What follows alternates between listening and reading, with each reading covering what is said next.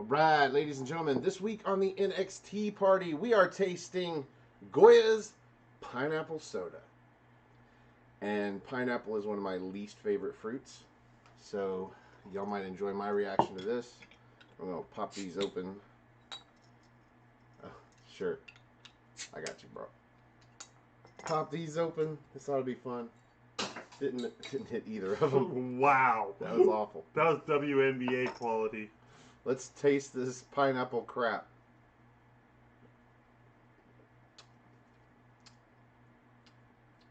I don't mind it. Wow. Kind of a soapy It's aftertaste. It's not terrible, but it's not great. Like, I can taste the pineapple, but there's other stuff in there. It kind of tastes more like what's that pineapple alcoholic drink? Pina colada. It tastes a little bit more like there's some coconut milk in there or something, but That's what I'm tasting, a hint of coconut. not terrible.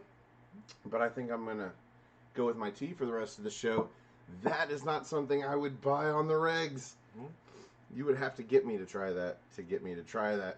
So, anyway, this week we actually have new matches. So for my birthday, I got new NXT UK matches. Who'd have thunk it? I would have asked for a jetpack.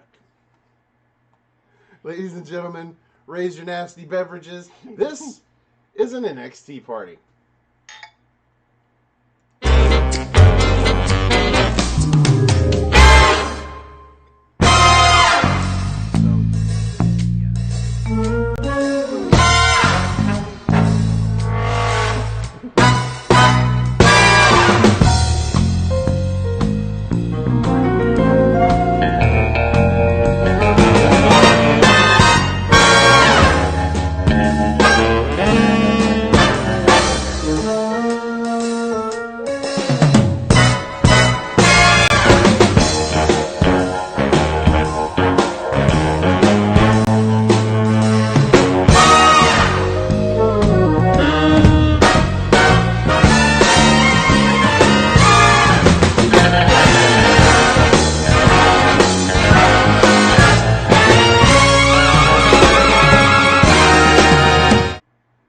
Welcome everybody to the NXT party for May 28th, 2020. Yes, it was my birthday. I appreciate everybody that said happy birthday. There were a few of you guys. And during the show yesterday, let's check the live chat. Anybody in the chat? Nope, nobody in the chat. No. Meanwhile, I'm your host, the Rated R reviewer, Stefan Osborne, joined as always by the General Jerry Slaughter. Good morning, wrestling fans. And tonight we started the show with... No, we have to announce our special guest. Oh. Ladies and gentlemen, joining us for the first time on our NXT party, the voice of NXT UK, Mr. Andy Shepherd. He's speechless. Speechless. Fucking speechless right now. Ryan Seacrest looking motherfucker. Go on. Finn Balor, who is no stranger to NXT UK, but we get a match with Kenny Williams here. This was fun. Great way to start the show. I would have thought Finn Balor would be like main event material. Little did I know. This was actually a great match to highlight Kenny Williams a little bit and actually make him look good. Because this is one of those matches where I was like, where is this Kenny Williams like the rest of the time? Like, he was just all over the place and was great. And we got all of his great spots in. And This was the Kenny Williams that we tend to see in tag matches when he hangs out on the ring apron and waits for the hot tag. Mhm. In this case, Finn Balor's heel, and he is working as a heel and holding and good. So he's getting Kenny Williams on the mat a lot. So Kenny Williams gets up and does bursts of moves and has lots of energy. And there's several things here I got. What were your thoughts on the match on the whole? Preparation H felt good on the whole. Preparations A through G, complete bust. Preparation H feels good on That's the where whole. it's at. Yep. I actually thoroughly enjoyed the match. Finn Balor is already, like, at this point, embedded into his feud with Imperium, and he even breaks away at one point to yell at the crowd because they start chanting at him, "Walter's gonna kill you," and he just pretty much blurts out, "It's like No. The crowd was chanting, "You killed Kenny." Yeah, you killed Kenny. Finn Balor, and he yells at them, "I killed Johnny, I killed Riddle, and I'm gonna kill Walter." Mm-hmm. So that was super irritating, because Finn Balor, we love Finn Balor.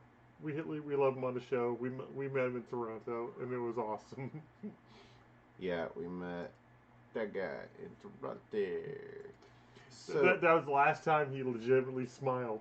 Yeah, right? So I've got a couple notes for this match, but the one thing that sticks out in my mind, in my memory about this match was that about halfway through, I was like, oh yeah, why haven't I already underlined Finn Balor's name here? Because even though I haven't seen this match, and I don't particularly know how it's going to end, I do know that Finn Balor's going to win. Mm-hmm. So I'm like, dude, here's a bet for you, and I underlined Finn Balor, and then I was proven right. Let's see. We saw Kenny Williams hit Jawbreaker Lariat, which I only mentioned because it was the ugliest. It was sloppy Oh looking. my god, no, it was. I think it was so. He was being so precise with it that it was just slow and looked like clunky. It looked like he had to work too hard to do it. Like when you watch John Moxley do it, it's so effortless. Oh, like watch some back tapes of Nigel McGuinness. His were always flawless. I'm sure they were, but I'm working with what I know. Yeah. Well, you have to watch. And I know that Kenny Williams on this show was just weird looking. Anyway, that's why I mention it. Other than that, we do see him hit the 3 moves of doom that I do love out of Kenny Williams. He hits that wrecking ball drop kick through the ropes, which stuns Finn Balor. He skins the cat, and then runs off the ropes and hits the Suicida. A perfect Suicida. And then let's see. And then he gets Balor back in the ring and does a diving back elbow off the top rope, which is one of my least favorite moves. He does all these back elbow moves. I hate back elbow moves. They look so weak. I have yet to see somebody do one and make it look like it's impactful. It always looks like it kind of brushes off people. And I think that's because the only real weight in it would be from your back itself.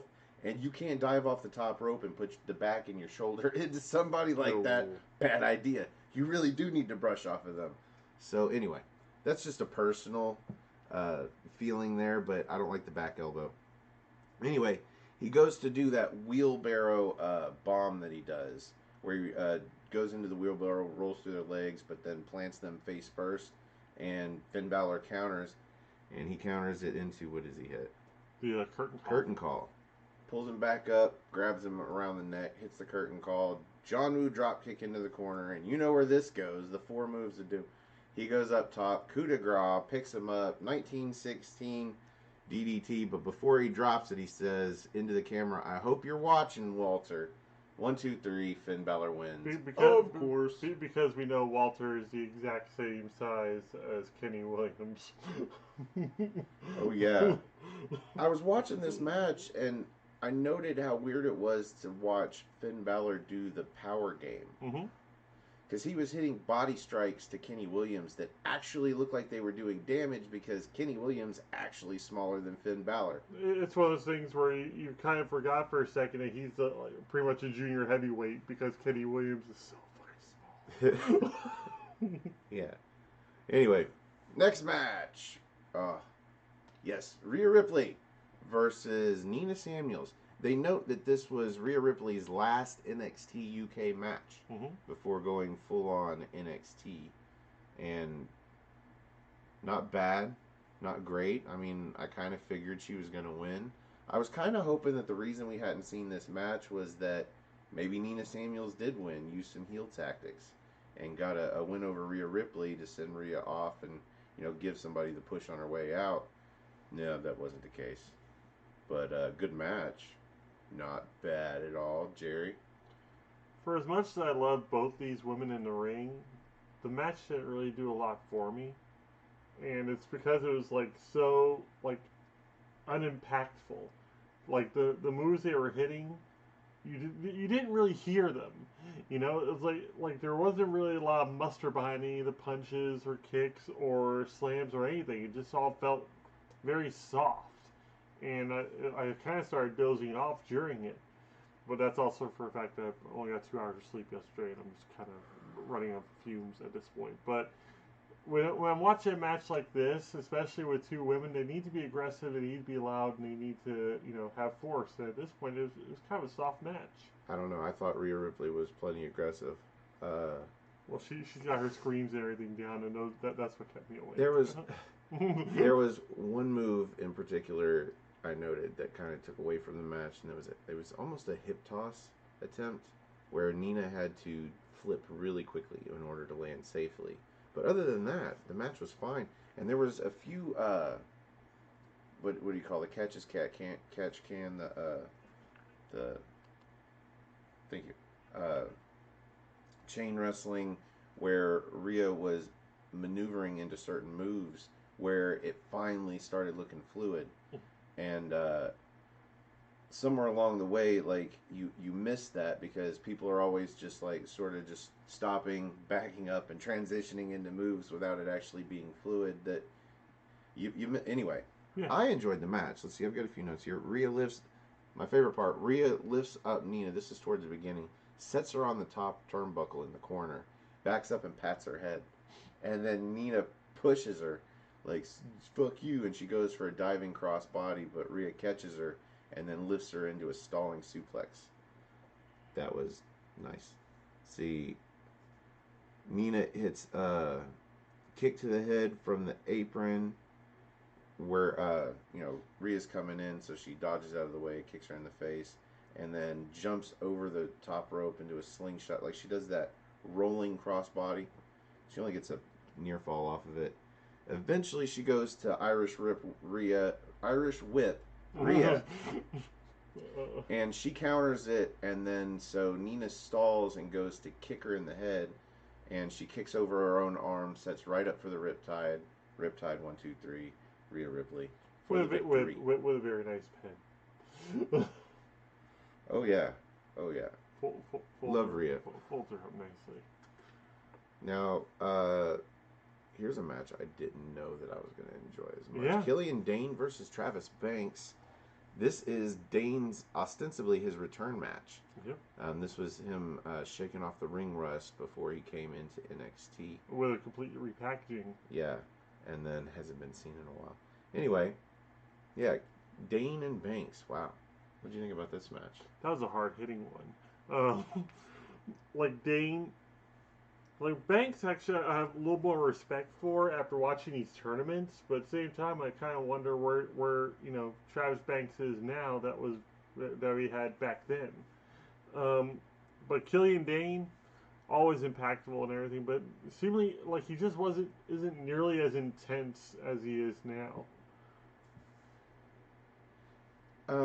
In this match, it was kind of easy to be intense because it's Travis Banks. Mm-hmm. Not only is he going to match the intensity, but as they stated, he's got like 130 pounds on Travis Banks. Mm-hmm. So he's not in too much imminent danger. He's a big lad. Let's see. At one point, he hits a pop-up pancake where he just throws him up in the air and then slams him down. Does that running senton onto his back as he's trying to get up. Gets a near fall. See. Then he lays Banks across the middle turnbuckle in the corner, like props him up in there, runs off the opposite ropes, and comes back with a double knee to the gut. Starts working over his midsection. Let's see. He runs towards him in the corner at one point. Banks does that kick to the leg that like trips him, makes him go face first in the corner, and then I think he hits a senton too. Let's see. No, basement drop kick to the back while he's like bent over in the corner. Hits a tope suicida, and then throws him back in the ring and hits a diving senton, but only gets a near fall. Dain ducks the slice of heaven and runs and hits him with the divide, but only gets a near fall off of that. That's that running crossbody. We actually looked it up. Thank you, Jerry. No problem. He hits the one he does right in Piper Niven can never nail worth shit. Let's see. Banks hits the John Woo drop kick into the corner, where it lays Killian Dain like sitting into the corner and then runs in and does that like jump off the middle rope up into the air into a double stomp. What does he hit off of that? Nothing. Near fall. Let's see. Dain eventually gets the upper hand, hits him with the wasteland, running senton, which leaves him prone in the corner, and then he jumps off the middle with the Vader bomb. 1, 2, 3. Killian Dain wins, of course. Fucking Killian Dain, man. Mm-hmm. That was, it was an awesome return match for him. And Travis Banks put up a valiant effort, but not valiant enough. And now we go back to Plymouth, England, which was, when was this? July 17th, 2019. It feels like this whole show has gone backwards in time. Every match gets a little bit earlier. Anyway, we've got the grizzled young veterans in the ring for some reason with Joseph Connors. Pretty much talk about how great they are. Well, Gibson's got the mic, and he tells the crowd he's tired of them, and he's tired of them with their stupid shoes up chant, shit like that. And for one night only, they're teaming with Joseph Connors, and he hands the mic to James Drake, and we're waiting to hear him speak. The crowd doesn't want it. Nobody wants it. We all love this gimmick, and they cut to commercial while we're waiting. It comes back, and Joseph Connors has the microphone. Yeah, Connors already has the mic. And he says they're looking for competition and they want to stay sharp and they're looking to fight the best in NXT UK. Hell, they're looking to fight the best in the world. And bump, bump, bump, bump, bump, bump, bump. I don't even know how it goes. Fucking Street Profits come out. Montez Ford and Angelo Dawkins. They got their cups. And they're just happy to be in England. You can just tell. I'm happy they're ending. I'm like, what? The Street Profits. Hell yeah. And so we've got, at this time, the NXT UK Tag Champs in the Grizzled Young Veterans in the ring. And we have the NXT Tag Champs, the Street Profits, coming out to accept the challenge. But they're somebody short. They're a person short. We're looking for a 6-man tag to end this show. Jerry, how do we end this show with a bro? How do we do it? I don't know. It's a hell of a riddle. So. You set yourself up for that. You didn't even know it. No, that was great. No, I'm so glad I set you up for that. Montez Ford pretends to get out his phone and dial his friend that he says just happens to be in England over there with them. And Matt Riddle's music comes on, and he comes out. And if you thought the Street Profits entrance, where they go out into the crowd and they go all the way around, you know, holding up the cups because everybody's been passed out cups. But obviously you wanted this to be a surprise, so nobody got passed out cups. Anyway, if you thought that was long, Matt Riddle coming out and strutting real slow to his music and fist bumping everybody in the front row. The craziest part, everybody in the second row. The craziest part is the fact that the Street Profits are going, like, walking around too, but they're like moving with the music in it. It could easily be their theme music if they wanted it to be. Oh, easily. It's very like what was it, like Snoop Dogg, I think it is. Yeah. So for tonight's main event, welcome to the main event, folks. Okay, we have the grizzled young veterans, Zach Gibson, James Drake, the NXT UK Tag Team Champions at the time. Caveat, and Joseph Connors, who I think at this point is just starting his 6-month-long winning streak. Which would make sense why they were all in the ring at that point. And then you have on the opposite side, on the face corner, you have the NXT Tag Team Champions, the Street Profits, Montez Ford, Angelo Dawkins, and Matt fucking Riddle. And Matt Riddle had been around for, I'd say, about a year, maybe a little over a year at this point. And this was like main event Matt Riddle at this point. So, I'm like, wow, what a way to close this show. Jerry, your thoughts on the main event? Team Oreo did an awesome job. But yeah, the grizzled young veterans are always great to watch in a ring. And Joseph Connors, usually he does a lot more innovative stuff, but I guess he didn't want to take away anything from the match. But Riddle got his spots in. Street Profits did an awesome job. It was a good, solid 6-man match for what it was. So, this was ostensibly a Worlds Collide without it being Worlds Collide. Mm-hmm. This was kind of crazy. NXT dominated. This is pretty much a diamond in the rough on the Hidden Gems. Look, Finn Balor is Irish, so obviously NXT UK is not like some sort of foreign entity.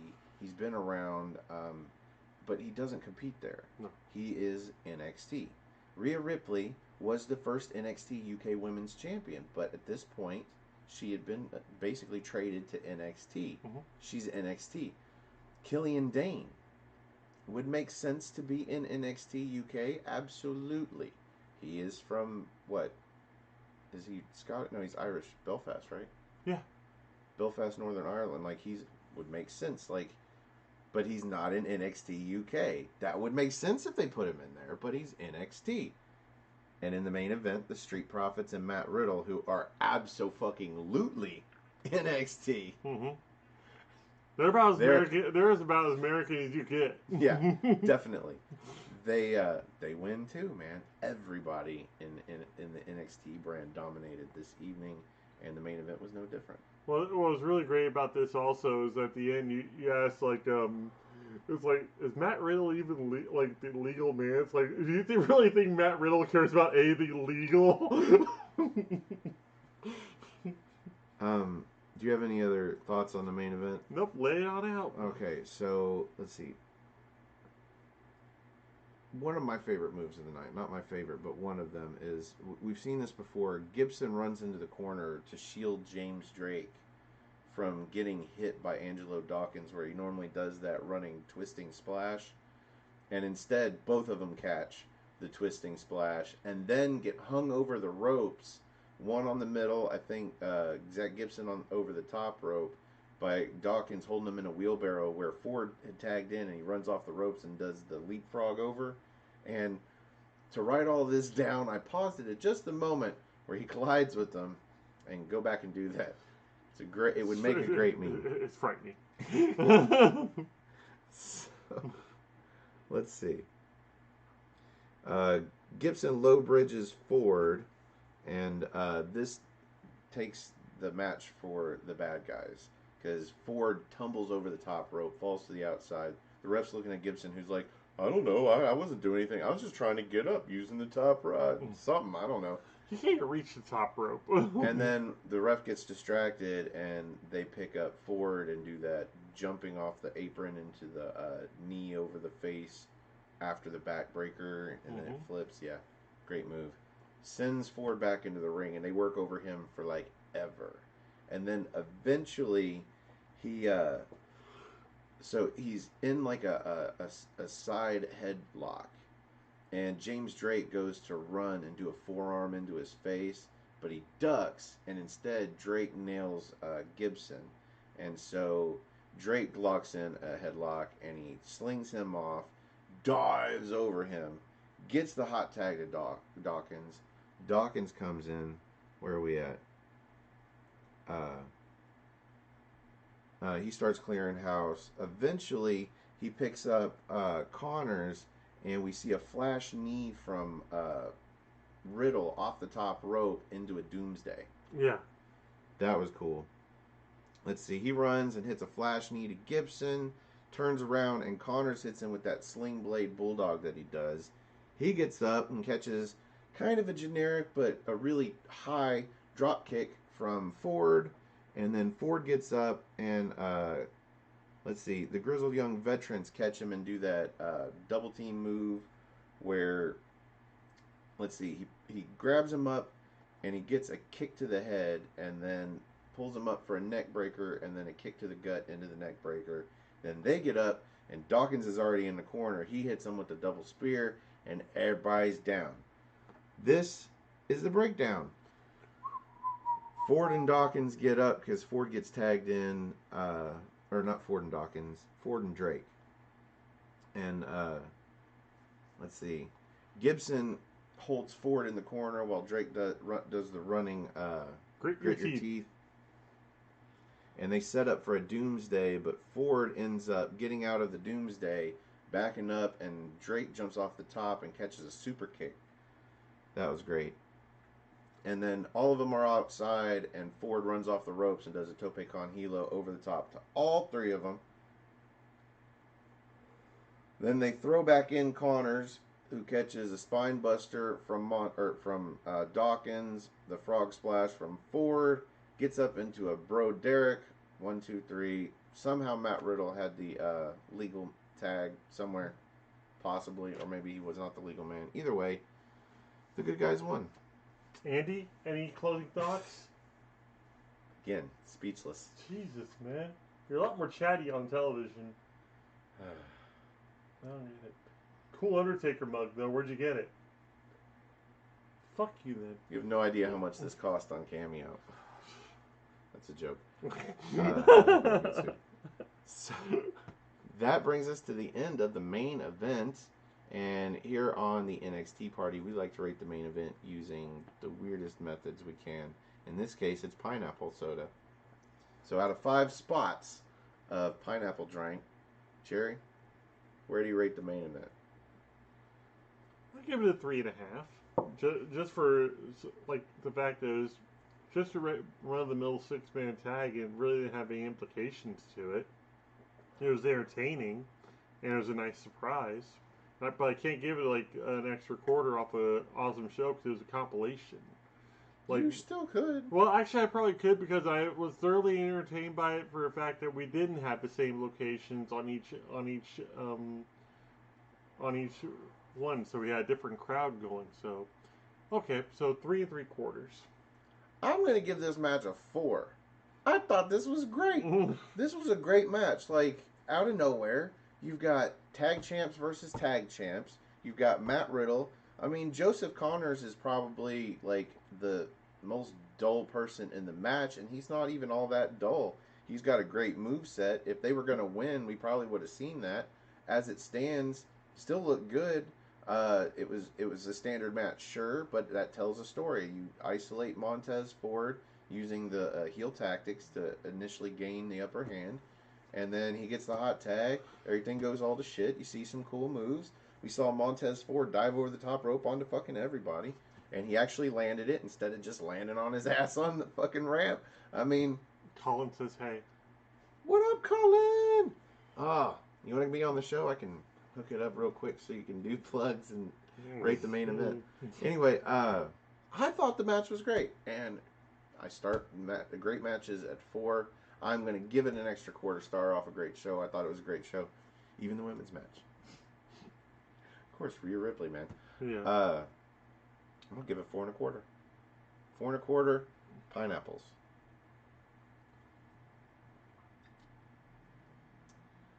Contrived, folks. Anyway, that brings us to the end of this episode of What's NXT, or no, the NXT part, something like that. Yeah, the NXT party. Maybe I'm tired too. Thank you for joining us. If you'd like to be where this picture of what's his name? Andy Shepherd. Mr. Shepherd. Scruffy beard. Yeah, that's just a picture of Andy Shepherd. We just thought Andy Shepherd's great voice. He would be an awesome guest. I'd love to have Andy Shepherd on the show. So Andy Shepherd, if you see this, please don't take offense to us using you. Take it as an opportunity to use yourself and come be on our show, man. That'd be awesome. Anyway, if you'd like to be up there, you can leave in the comments a way for us to get a hold of you, or you can get a hold of us. You can find me on Twitter. Go to wq.com/Stefan, that's STEFAN, or at Stefan R. Osborne, that's OSBORNE, on Twitter. As always, the R stands for restricted. You can also find the gentleman on Twitter. At Gerald_JSJ, my Facebook group, Armbar. All capital, ARMBAR, exclamation point. I'm the worst. All right. Also on Aftermatch Wrestling in our Facebook group, we also have Aftermatch_Wrestling on Instagram, ran by Colin Cleaver Andrew, and Aftermatch Rest on Twitter, where we take the ling out of wrestling. Whatever the fuck that means. He's also on Instagram. Yeah. Osborne.Stefan. And I'm on Instagram under the_gentleman_slaughter. And we're on Patreon at Stefan R. Osborne. If you'd like to help the show, you can do so there. Or if you have a little bit of time, if you like the show, click the like button. That helps us. That helps us. We really appreciate it. And if you're listening to this right now, you probably have time to click the like button. So I'll let you do that. And if you like all of our shows, you should do yourself a favor and click the subscribe button. You know, that'll let you know. We're up to 180 again. Over there. Yeah, when all of our shows go live, that bell icon will let you know when you can watch us live. Me almost dying, it got us a whole bunch of new subscribers. Yeah, occasionally we do crazy shit. Eventually we're going to try this cock soup. Yep. Eventually. Jamaican cock soup. In this case, we're just trying disgusting pineapple soda. It's not disgusting. It's just not great. Yeah, I'm not going to buy it again. No, but we have other soda to try. That'll be in the weeks to come.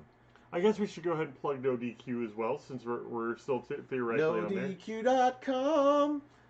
Go there for your t-shirt needs and whatnot. There's a t-shirt of mine at this point too. So yeah, I have a t-shirt. It's orange. It's awesome. I have to get another one because I gave it away.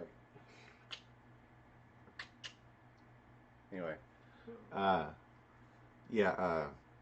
have a t-shirt. He has an armbar t-shirt now. You should go buy that. I think it's yellow. Oh, you get it like the whole different colors. Imagine that, folks. Get it at whatever color you want. I think Colin ordered it, and I think he got gray. Nice. So I think that's all the plugs. Oh yeah, share the show, man. Share the show. We're at 181 subscribers. Hell yeah! Help us grow. Share the show. Help us get to 200, man. Did you just come up with a new rhyme for the end? Help us grow. Share the show. Click that share button on Twitter and Facebook.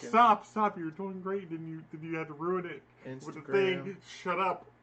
And for the General Jerry Slaughter, I'm the Wizard of ODQ, Stefan Osborne. Thank you for having a spot of pineapple with us, and we will see you in NXT time.